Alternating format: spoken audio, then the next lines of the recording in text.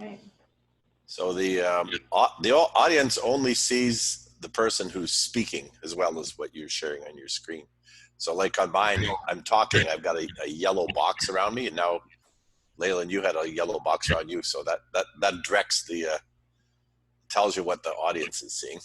Okay. Or who they're seeing. Oh, we've got, I don't have any attendees. Oh, no, you don't yet. I'm going to hit broadcast. Good. So are we ready to start? Totally. I am, I think. Oh, okay, ready? I'm hitting broadcast, and then you'll see the attendees number light up. Okay.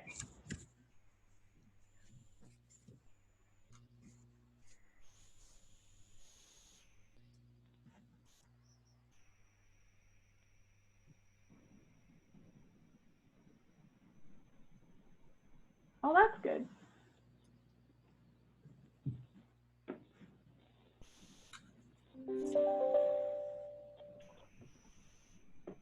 Great. So do you want to start then? Should we start our presentation, our webinar? Can everybody hear me okay?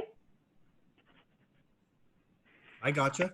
I think you're coming in fine there, Kate-Louise. So why not introduce yourself and what we're all about here, and then we can get going. So I'd just like to welcome everybody to the webinar about living with predators and hunting regulations on Gambier and the rural islands in the Howe Sound area. My name is Kate-Louise Stamford. I'm one of your trustees for the Gambier Keats Local Trust area. And on the webinar with me is our IT manager for this, is Guy Patrick, helping us manage this from Salt Spring Island. Thank you very much, Guy. Hello, everybody. I'm Guy. And we have Leyland Klassen. He's the Conservation Officer who's on the Sunshine Coast and has been working with islanders to discuss issues around the wolves and other predators. So I'd like to acknowledge we're on the territory of the Coast Salish Nations peoples. And I'd also like to find out a bit about the people that have logged in. We've got close to 50 attendees. That's really exciting.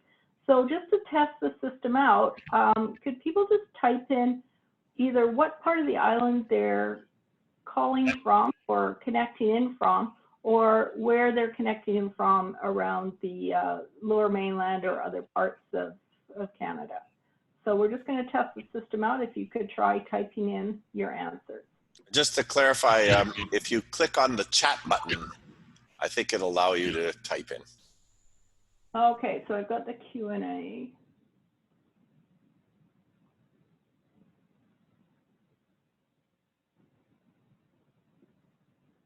So I'm seeing it now.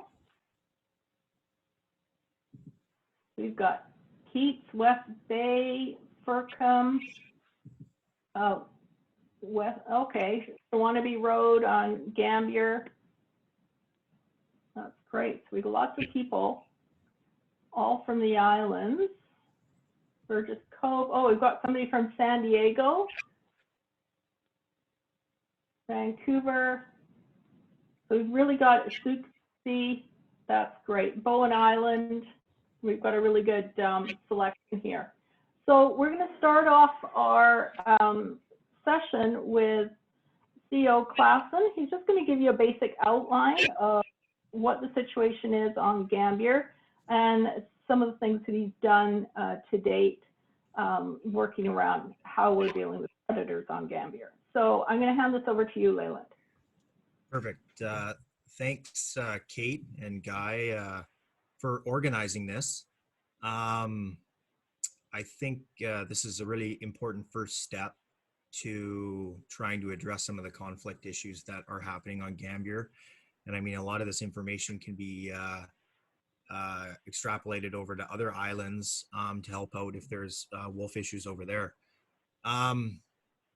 Essentially, yeah, I mean, I'm here today to try and speak to the issues on Gambier Island and provide a little bit of education, updated information, and things like this. So, I just want to kind of go through a run through of kind of what I'm going to talk about, and then I'll get right into it. I'm going to talk briefly about Gambier, a little bit of history in terms of predators. I'm going to talk a little bit about wolf behavior. I'm going to talk about wolf attacks, both humans and domesticated dogs or livestock. I'm going to talk about the current situation that's happening on Gambier right now. What's being done from a COS perspective, a Conservation Officer Service perspective. And I'm going to talk to you a little bit about ways that you can reduce conflict and protect yourself. And I'm going to touch on a little bit of hunting and some of the rules surrounding that. So with that being said, I mean, what we're going to do, or the format I think we're going to go with, is I'm going to speak. I'm sure everybody will have questions as I go through. I'm going to try and reduce the amount of time I'm talking so that you guys can ask questions, and I can answer as many as I can, because I think that's important.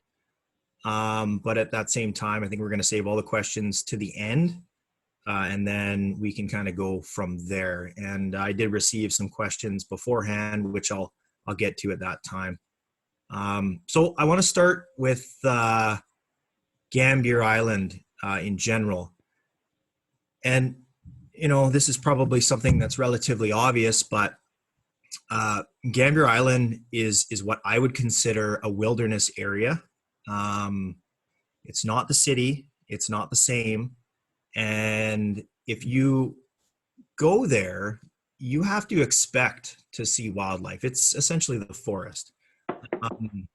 It's not going to be exactly like the city. And what I mean by that is, like I said, expect to see wildlife, and obviously change your behavior accordingly.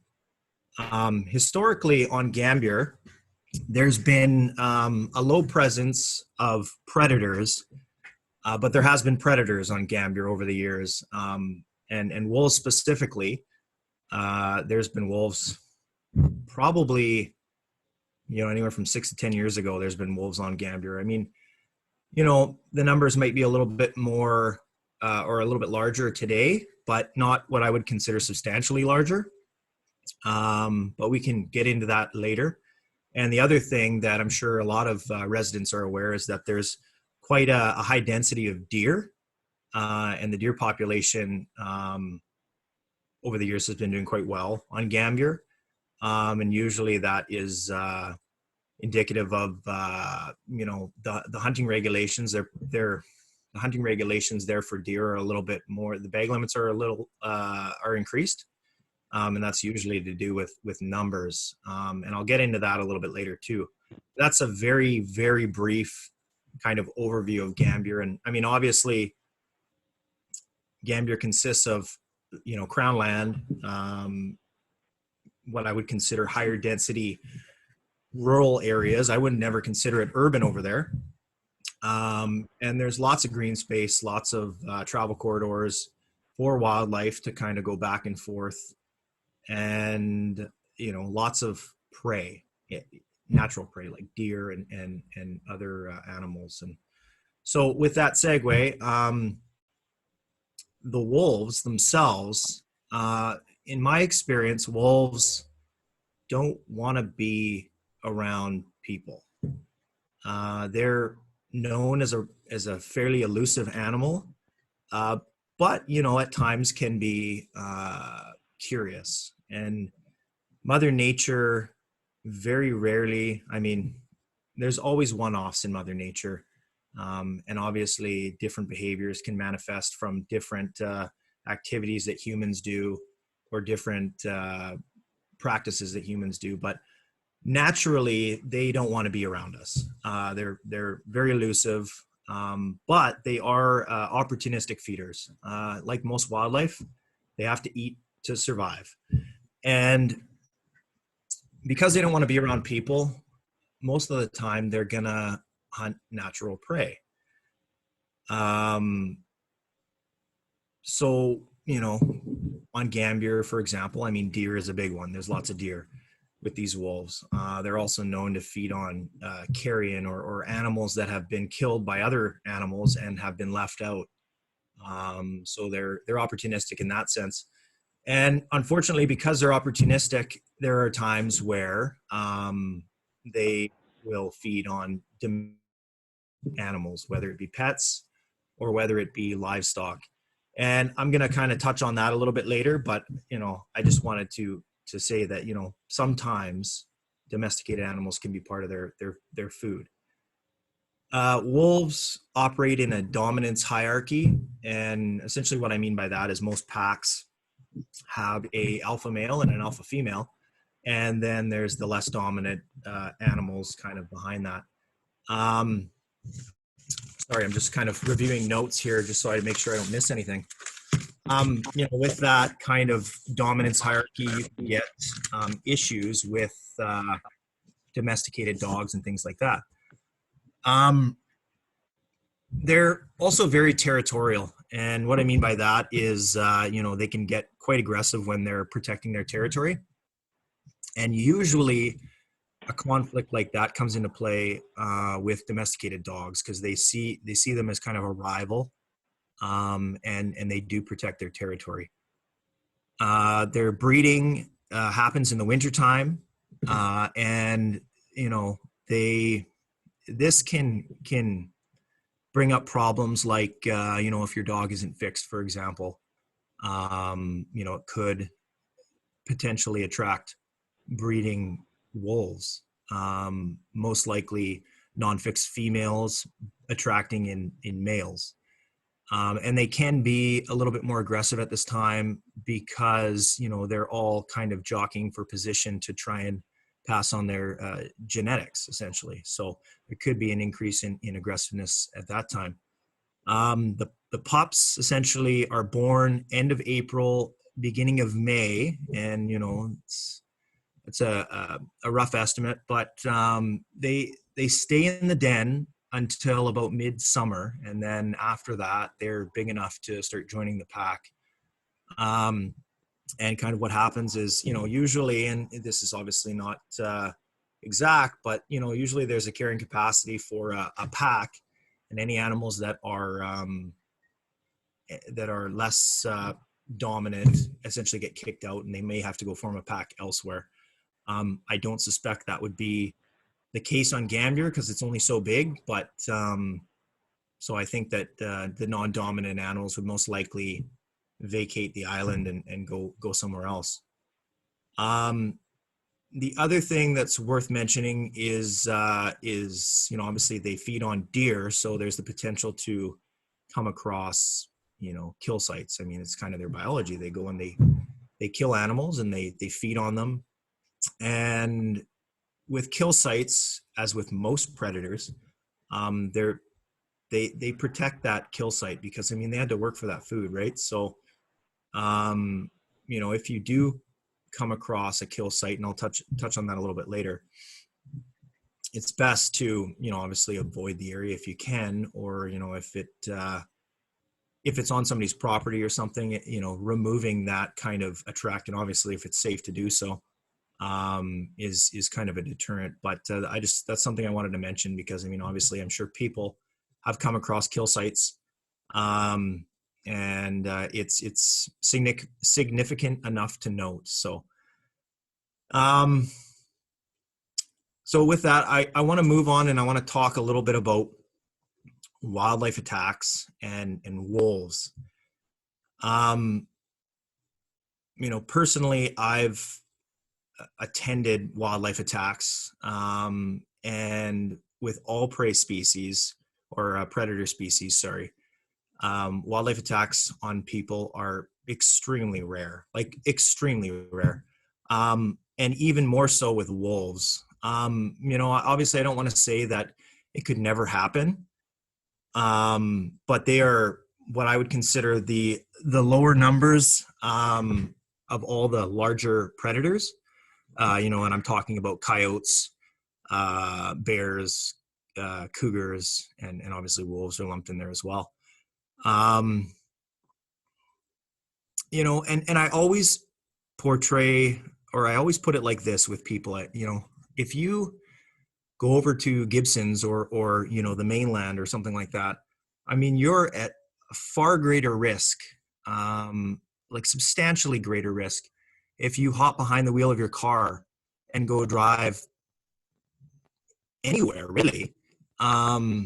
You're putting yourself more at risk doing that activity than essentially being attacked by wildlife in BC. So, I like to try and put it into that kind of perspective, because driving is something that everybody does most of the time. So, I just want to assure people that it's substantially, the risk is very low.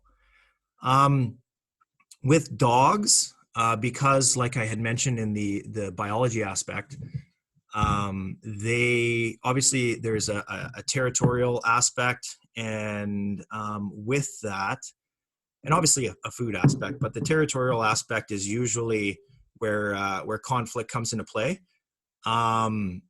And so wildlife attacks on dogs can be a little bit higher. And I think we've seen that on Gambier, and I'll touch on that a little bit later as well. So, and I'm also going to touch on why or ways that you can reduce risk on your pets, or to your pets, I should say, because they are potentially at higher risk of being in conflict with wolves, because of whether they're seen as a food source or whether they're seen as encroaching on territory. We'll touch on that a little bit later, but I just want to leave you guys with wildlife attacks on people via wolves are very, very low, and the risk is very low. And usually, like for example, a very high profile case, that wolf attack on in Banff. I think it happened a couple of years ago. I can't say the exact date, but there was some background history on that, in terms of the animal being food conditioned to human food in the campgrounds. And, basically what I'm trying to say is that there's usually an underlying reason as to why an attack happens. It's usually the animal's extremely habituated or food conditioned, or there's something wrong with the animal. It's sick, or it has an injury where it can't feed properly, and needs to, take higher risks in order to try and get food. So that's another point to keep in mind, but the risk is extremely low. So with the current situation in Gambier, I've been presenting it this way because this is something I think that most people can relate to nowadays, or at least in these recent times, is with the whole COVID-19 thing that's happening. Obviously, we're all well aware of what's going on with that. With people, a problem presents itself, and I'm not saying wildlife conflicts and COVID-19 are exactly the same thing. I'm just using it as a comparison. But usually with people, a problem presents itself, and then people are expected to adapt. My expectation is that there's no difference with wildlife. To live on Gambier Island or islands and to say, well, it's been this way forever, and this is the way it's always going to be, is a little bit naive. And the wildlife have just as much of a right to live there as people do. And I would expect that people adapt their behavior, adapt their practices, adapt their properties to try and coexist as best they can. It's not always a perfect science, but conflicts can be greatly reduced if people do things a little bit differently. Another thing that I like to portray with people is I'm not, and this may come out like it's going to come out, but I'm not what I would call an exterminator. I don't go around destroying wildlife. My main purpose for my job is for public safety. So when and I'm going to touch on this a little bit later, but I respond to situations based on animal behavior. And I know there's a lot of emotion that comes into some of this stuff. But, obviously I have to base my response on facts and animal behavior and timely reports. So I just want people to realize that my main job is for public safety. I don't really take that lightly, but I don't just come to remove bears or wolves or any other predator because people's emotions are high. That's not how the Conservation Officer Service operates. So I just wanted to put that out there. What I've been seeing or noticing on Gambier is, so historically, like I had mentioned before, there has been a lack of predators on the island, and they come and go. Cougars come and go, bears come and go. These wolves are I think they're planning on staying there. And with a lack of predators and with people either intentionally feeding natural prey like deer or unintentionally feeding them.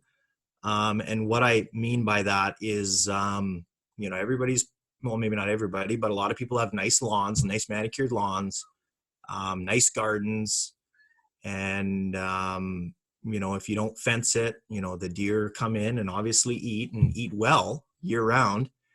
And so obviously if they have a proper food source, obviously that goes towards increasing their populations. And also what it provides people's kind of homes, what it provides is a safe place. So usually predators are a little bit more weary to go towards these places. The deer get habituated to human presence. They get used to people. And because of these two reasons, increased food and increased safety, they are able to increase their population. And I would almost consider it artificially inflated. And like I said, sometimes it's intentional and sometimes it's not. A lot of people don't realize that, some of their actions actually increase deer populations. And also with that, the majority of the deer, because they go usually where the food is, they will be lured towards these higher density areas. And usually what comes with that is that the natural predators are eventually going to catch wind of this, and they want to go where their food source is, and they'll follow. So I think that's what we're starting to see on Gambier, and maybe it's happened in the past, but I'll touch on reports a little bit later. But from what I've been seeing and what's been reported, it seems like the predators have now followed the deer into these higher density areas, and that's kind of what we're seeing. In terms of the numbers, I don't have any concrete information, but based on the reports and kind of what I know about wolves, I believe there's just one pack. And I believe it's probably anywhere from 3 to 6 wolves based on reports, and based on kind of the land base and the size. They're most likely based on reports and sightings, living on the south side of the island, moving between New Brighton area or the west side ish to the east side, and kind of going back and forth. And whether they're feeding on deer or they're feeding on domesticated dogs or livestock, that's kind of it seems to be their route. They're kind of moving back and forth from what I've heard and what I've seen. So,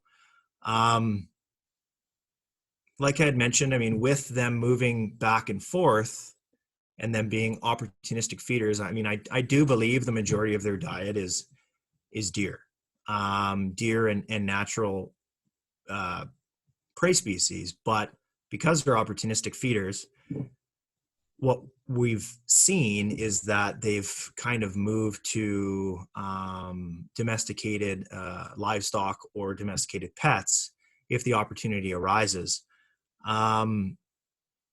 Obviously with them being territorial as well, that could increase conflicts with domesticated dogs because they see them as canines, right? They don't see them look at a domesticated dog and say, oh, that's Bob's dog. They look at it and it's a dog, right? So, they kind of look at it from more of a territorial perspective, and in it being it's a dog, and that's all they see. So, and usually the risk to dogs, domesticated dogs, usually comes from a dog that's off leash or unsupervised. So, the human element is kind of lost there. And, whether a dog runs right up to wolves or it's some kind of an ambush or something like that, usually the human aspect is eliminated. And that's usually where you see conflicts with dogs. I mean, that's not always the case. And I would never say that is 100% how it goes. But usually that's how it goes. However, if, a wolf were to, take a dog that's being on a leash, I mean, that would be something that we would want to know about. And obviously we would take that into account with our response. So, but for the most part, most dogs that get into conflict are unleashed and unsupervised. So, I mean, that's something that to take into account. Like I mentioned before, natural kills in areas, if you come across them, it is something that you should try to avoid. If it's on your property, that's something that you can't really avoid. But what I would suggest is, kind of a midday. If you do have a deer kill on your property, if there's a way that you can remove it and take it up to Crown land, that would reduce the chances of the wolves coming back to do a secondary feed. But depending on how many wolves there are, I mean, it may be a one-time thing, and then the carcass is there.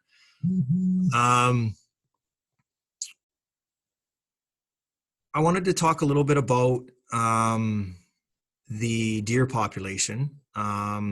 People have been saying, or I've been hearing, that the deer population is less, or there's less being seen. I don't have any definitive, numbers, but, for me to say that it isn't a reduced population, I can't say. So it could be a reduced population. It could also be a change in behavior. I mean, if deer realize that they're in a particular area and they're being hunted, I mean, it would be silly for them to stay there. So what you may be seeing is less deer in the areas where you historically have seen them, and they're moving to areas that are maybe a little bit more natural. Or what you might be seeing, believe it or not, is a more normal predator-prey relationship, and the numbers that go with that.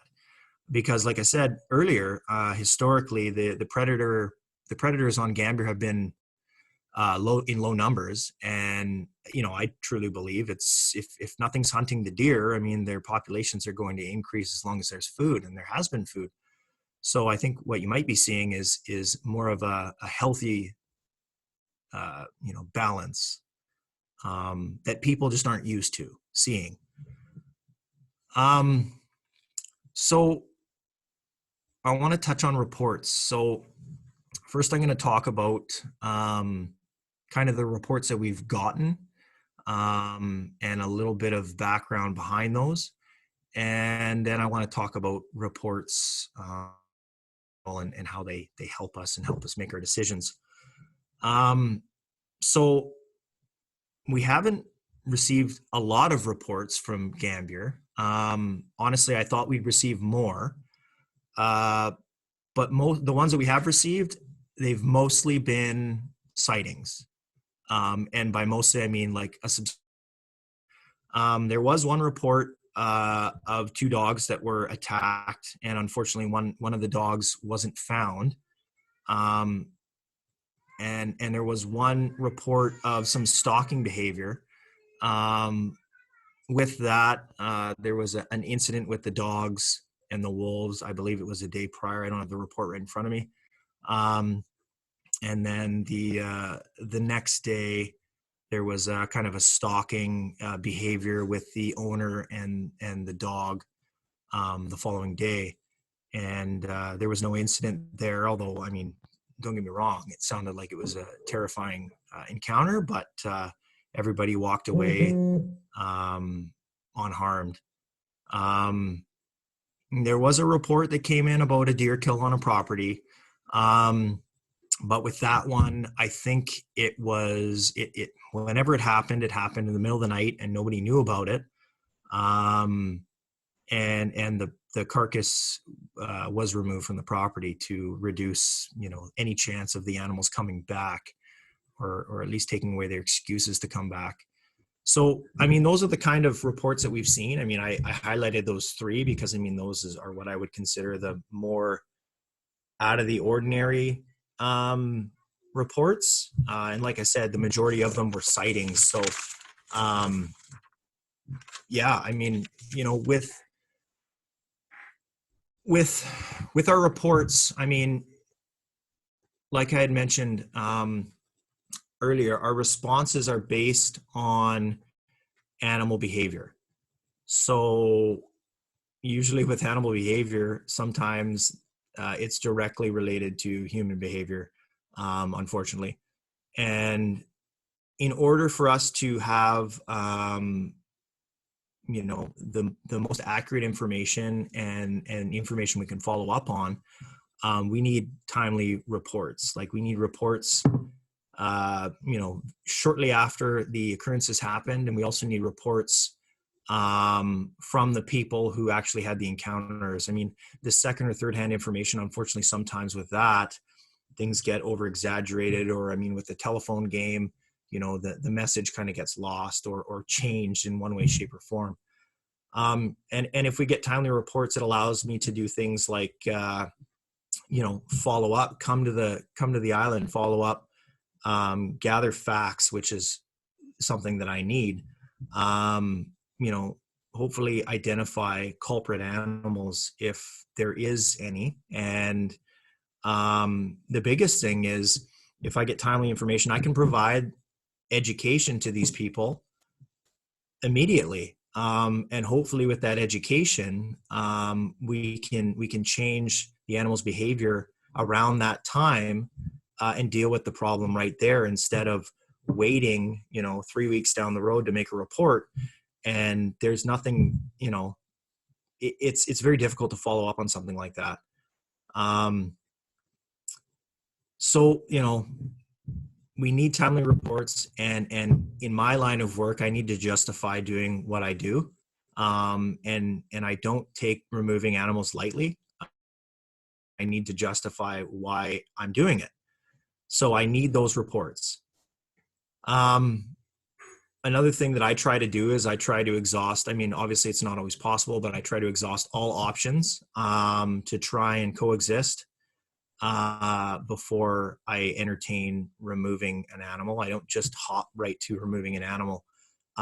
There are times, obviously, where a report comes in, and based on the animal's behavior, I have to take action, and I will. But, if it's lower level things that, you can provide education, people can change their behavior, and hopefully in turn, the animal changes their behavior, I'm going to exhaust all options first. But if there's a public safety threat, obviously I'll act accordingly. And that can be all the way up to removal of an animal. So thus far, based on the reports that I've had, because like I said, I have to operate based on the reports I get, what we've done so far is, provided, information to the callers that we've dealt with, and the people that we've responded to, some of the calls. I did type up, and I believe it was sent out via Kate and another gentleman, for some educational material talking about wolves and wolf behavior and kind of trying to keep yourself safe. And that was sent out a little while ago. And then this poster that you see there, that was done up by the Wild Safe BC program. And I sent it over to Kate, and she, to my knowledge, has put it in higher traffic areas and the dock sites. Unfortunately, it sounds like some of them have been taken down. I wouldn't recommend doing that. It's not very helpful. And education goes a long way. I mean, whether people have their opinions on wolves or not, you know, it's always good to have education and keep yourself educated. So, in terms of our response, you know, I wanted to put some rumors to rest, but so there was the one report that I had mentioned where there was 2 dogs that were attacked. I was the officer that attended that day, and my intention at that time was to try and see if I could locate the wolves, and my plan was to remove at least one that day. So I set up an electronic call and some scent, and I was there for probably 2 or 3 hours, and I was unsuccessful. I didn't see any recent sign, anything like that. So, you know, education was provided, and obviously people were encouraged to call if further sightings or occurrences happened. Then fast forward a couple weeks, there was an incident with livestock at the Seagate Ranch, a little bit further east on the southern part of the island. And our response with that was we responded and we set foothold traps. We did catch one male, a smaller male wolf, and the male was decided to be euthanized. The reasoning behind that was that we were hoping that if we disrupted the pack, that a couple things potentially could happen, and this is based on previous experience. Is the wolves may leave the island, but I don't think that's the case. The other thought was that if you reduce the amount of, obviously there's pressure to feed the wolf pack depending on how many animals are there, and if you can reduce the mouths that need feeding, you may in turn reduce the conflicts. And we haven't received what I would consider a lot of calls since then, you know, and that doesn't necessarily mean that there's less conflict. It may just mean that people aren't calling in, and we're not getting the real picture, essentially. So, I mean, that's another hint that calling in is always a good idea, because it gives us an idea of what's actually happening on the island. You know, like I mentioned before, I respond as needed, and based on animal behavior. And like I said, it's usually in direct relation to human behavior. And what I mean by that is, you know, how people live around their homes, and what they do around their homes is usually either brings animals in or deters them away, and some of their practices as well. And if you can manage that human behavior, usually the animal's behavior follows. It doesn't always work out that way, but at least if humans are doing everything that they can, we can determine which animals are deemed a public safety issue, and it's easier to determine that, and we can obviously deal with that accordingly. Where are we here? So I wanted to talk about some ways that you guys can help protect yourselves kind of in the future, if you do happen to come across wolves. But I wanted to start with around your properties. So like I had mentioned, you know, if you do see wolves around your house, excuse me, you want to try and make it an unpleasant place for them. And what I mean by that is, you know, if they're out at night, I mean, there's probably not a whole heck of a lot you can do. You're not going to be up in the middle of the night trying to haze away a wolf. But if they're around in the day, you know, what I would recommend is some kind of hazing or pain stimulus. And hazing can be anything from banging pots and pans and yelling, to lighting off, you know, bear bangers, things like that. Pain stimulus, if you choose to go that route, you know, would be things like slingshots, things that provide a little bit of a punch. It could be bear spray, and you just want to try and make it as unpleasant as possible for these wolves, and not make it a comfortable place for them to be. With dogs, obviously, the animals are around. You need to leash your dogs, or at least have them supervised. Well, not even supervised. You need to leash your dogs. If you do decide to let your dogs out in the backyard, you need to provide what I would consider a defined space for them. And what I mean by that is you need a fenced area to separate the dog's territory from the wolves' territory. I know some of the properties there are large and the topography is difficult, but you don't have to have a giant, huge fenced area. You don't have to fence your whole 10 acres. But a fenced area is definitely a good idea. If you're going out and you're walking down the street and stuff, I'm not saying everybody lets their kids just run wild over there or anything, but, supervise your kids,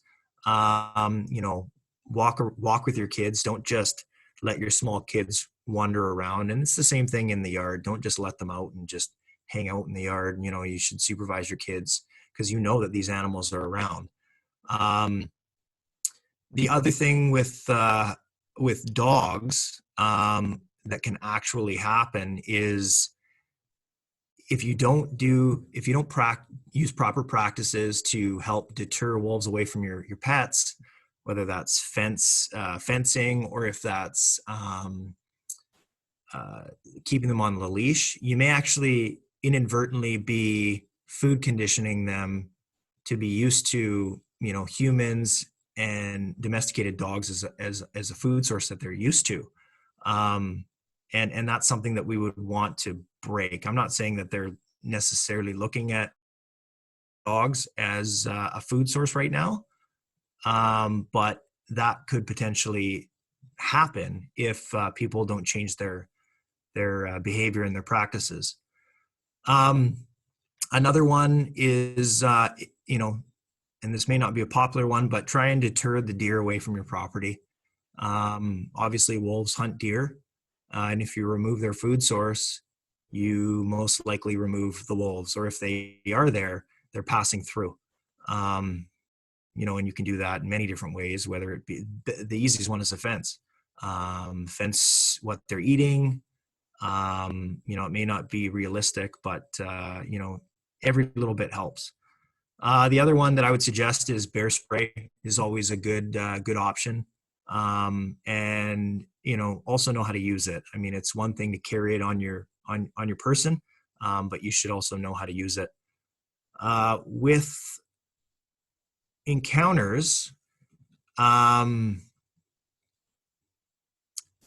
the obvious one, and it may be hard at the time, but if you do have your dog off a leash and your dog decides to run after a wolf, don't go after your dog. That's just not a good idea because you're just putting yourself at risk. And it may end fine, but it may not end well, and you're just increasing your risk. So I would recommend against that.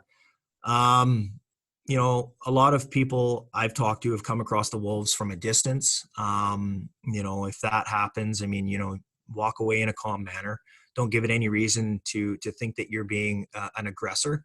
And if you can give it a lot of distance, obviously give it space and distance.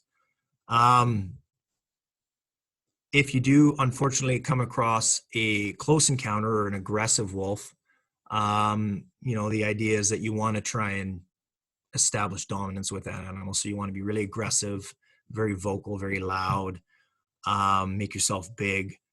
And, if you do have bear spray, that would probably be a good time to use it if you're close. If you do have your dog, try and keep your dog under control the best you can. In my experience, most dogs are afraid of wolves, including my own. You probably won't have an issue trying to hold your dog back, but every dog's different as well. So, and like I had mentioned, bear spray, I would say is the number one thing that you could use because it's easy to use and it's quite broadcast. Like it casts a wide spray. So you don't have to be super accurate. I would not recommend people starting to carry around firearms for protection. And the reason for that is just there's so much there's so much practice that you need to put in to be able to use that firearm accurately and well under a stressful situation. And the bear spray is arguably superior and more effective. And the big part of its success is it's way easier to use. I mean, keep in mind, obviously, with firearms, there's licensing issues and liability issues if something were to happen and things like that. Which brings me kind of, firearms is a good segue into my final topic, which I wanted to touch very briefly on, was hunting. I'm not going to talk about hunting in terms of all of the seasons and all of the animals, because I'd like to focus this more on wolves. But, I've heard of people that want to go hunt wolves, and that's on Gambier, for example, that's completely fine. There is a season.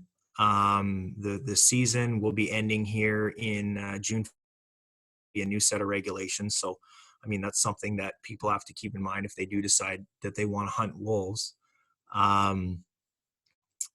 The limit in Region 2 is 3. So you can have 3 wolves, follow the seasons. And the big limitations on where you can and can't hunt, Crown land is obviously free for all to a certain extent, and I'll get into that in a second. But you can also hunt on private land with permission, and there's also a caveat to that. And the caveat being, if you do decide to hunt on Crown land or any private land with permission, that you need to be at least 100 meters away from a residence, a school, an outbuilding that could realistically contain livestock, things like this. And that's mainly for public safety. Obviously, even if you're 100 meters away, you still need to know things like your target and beyond, and practice proper firearm safety. Because, I mean, even if you're 200 meters away and you shoot towards property or a building, I mean, obviously rifles can travel quite long distances. So, even though you're 100 meters away and you can hunt there, you still have to be responsible for the direction of travel of your projectile. And the last thing that's kind of probably one of the least known things is that you need to report. So if you harvest a wolf, you need to report it to a compulsory inspector within 30 days. And that's just for biological data. So that's something to keep in mind. And the last thing is, you still, even though you shoot, and there's no requirement to keep the meat, you still have to retain the hide and take it back to your residence. So those are the basic hunting rules and regulations for Gambier. I mean, I'm not going to talk about all the other islands, but the one thing I'm going to leave you with is make sure that you have a look through the hunting synopsis before you decide to go, because if you don't know, ignorance of the law is not a defense. So, if I go out there and I check you hunting and there's something wrong, and, you say you didn't know, well, that is not really an excuse, and that person will be dealt with accordingly. So, read the regulations, and if you do have any questions, contact your local Conservation Officer Service office and ask the question, because nothing's worse than not and going out and it's wrong, whatever you're doing. So, yeah, I want to leave you guys with that. And I hope, and I feel like I've talked this whole time nonstop, and I want to stop, but I hope that some of the information that I provided was relevant and helped you out in one way, shape, or form. And I welcome any questions or one-offs. I will get into some of the other questions. And we can go from there, but I'll send it back to Kate with that. And I'm not sure if Kate wants to say anything before we take any more, before we take any questions. No, thank you very much for that, Leyland. That was really informative. I just want to jump in and make sure that people understand how we're going to be able to respond to questions. I'm going to start with, there's a question and answer section on our Zoom meeting. So I'll start with those questions and I'll move to the chat section. And then actually, before I move to the chat section, I want to make sure the people on the phone, if they need to answer questions, they can do so. Because I can only see their phone numbers. I can't see their names. Is there Does that guy? Well, I do see that there's a couple people have also raised their hands, and I presume that's because they aren't able to type in a question. But for those ones, when we get to it, we can actually unmute them and let them ask the question. Great, that would be even better. So I'm just going to start with the question and answer section. We've got a number of questions coming in. So to start with, how can you identify a wolf kill from another type of predator or a different kind of kill? Okay. Before we get to that, is there any way I can quickly step out and grab a... Yes, go ahead. We'll take a minute bio break here. Yeah. I'll just answer. I think there's a question here about relocation or extermination. Now, I'm not an expert, but until Leyland gets back, my understanding is relocating wolves is rarely successful, and hopefully Leyland can further that. And a good example is what happened to the wolf from Victoria that didn't last very long after it was moved to a new location. And I think it's partly to do with their territorial activity and also because they can be hunted. Sorry, I'm just looking at other questions that maybe we can answer.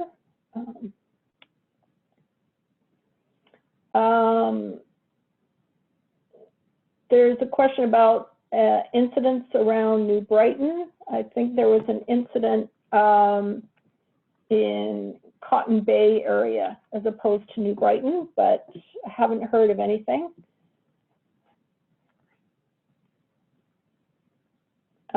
Looking for fence building support is another question.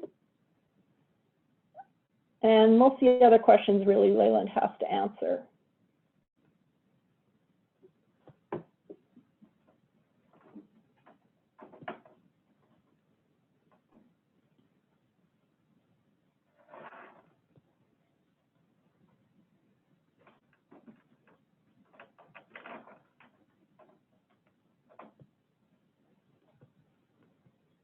All right, I'm back. Question away. Okay, so we had a question about how to identify a wolf kill as opposed to a different kind of predator kill, or etc. I mean, wolves when they hunt and again, this isn't always an exact science, but wolves have a distinctive way that they usually attack animals and bring them down. And usually, especially if it's a deer, for example, they're going towards the rear end. So if you come across, a relatively fresh kill, you're going to see a lot of injury towards the hindquarters and the rump area. And usually there's a lot of feeding in that area as well. In terms of burying, they don't really bury. That's more of a bear and a cougar thing. And there's not really anything definitive that in the way that they eat or the areas that they eat first, where in cougars there is. But I mean, you can always look around for sign. That's one way to determine. And usually there's some kind of scat around because they're usually marking the area. Obviously, you wouldn't be able to see urine, but you could always look for tracks as well. And a canine track essentially is, obviously the pad with the four, toe pads, and usually with that you see the nail. if the ground's soft. I mean, right now it's going to be hard, right? So it'd be hard to distinguish any print at all. But if there was, you'd see nail imprints as well, because they don't retract their claws. If you do have a kill on your property, I mean, it's best to remove it anyways, regardless of whether it's a wolf kill or not, because it always has the potential to attract wildlife, whether it's wildlife that people would consider pests like rats or other things like that, all the way up to, you know, because wolves are opportunistic feeders, right? So I would always recommend removing it. And not to mention, I mean, if your property isn't large, it's going to smell after a while. So you're probably going to want to remove it for that purpose anyways, but always good to remove it. And I mean, if you're not sure, nothing says that you can't report it and take a couple photos, and we can kind of sift through that and go from there. But usually based on the attack locations or where the damage is, you can usually distinguish whether it's a wolf or not. Okay, thanks. Get on to the next question. You mentioned that these wolves look like they're here to stay. What makes you say that? Well, they've been there for a while. And if there's adequate food, why would they go anywhere? I mean, you know, habitat essentially is a place to live, and part of that is food, and they obviously have a place to live that's suitable. And most likely this pack was started from wolves that, or less dominant wolves that came from the mainland. And what I'm saying by that is usually probably the Port Mellon area, because it's the shortest distance and there are wolves over there. So, you know, they have no reason to leave. So, and they're relatively safe there, and they, you know, they don't really have to protect their territory against any other wolves. Okay, thanks. I tried to answer this, but you probably would do a better job. Is when you say wolf removal, does it mean relocation or extermination?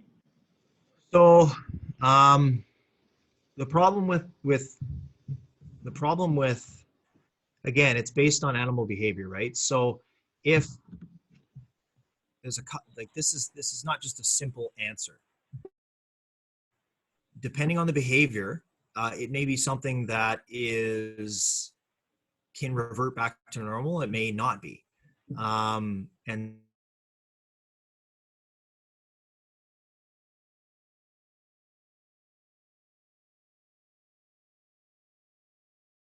necessarily mean the learned behavior disappears. So there could be issues with that in terms of relocation. Usually, because there's not a shortage of wolves in not just Gambier, but like the Lower Sunshine Coast, we usually tend not to relocate them. If it gets to a point where they're deemed a public safety issue, removal unfortunately means destroy. And you know, again, that may not be popular with people, but you know, I'm a big believer of being honest, and that's why I really stress on people. Like, I try to exhaust all options, because I don't like doing, like, it's the least favorite part of my job, and so I really put it back on the people, because, like I mentioned multiple times in the presentation, animals' behavior is usually 9 times out of 10, 99 times out of 100 as a result of human behavior, like at least the unwanted animal behavior, right? So, you know, I really try to put it back on people, because, you know, removal usually means, I don't like the word extermination, because I had mentioned I'm not an exterminator, but they would be destroyed, and obviously in a humane way.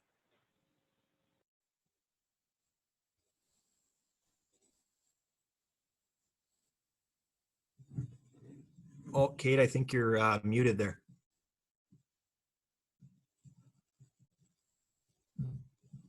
Our house, are we safe to go outside it? We'll just read that out again. The question is, we found wolf poop in our yard very near the house. Yeah. Are we safe to go outside at night?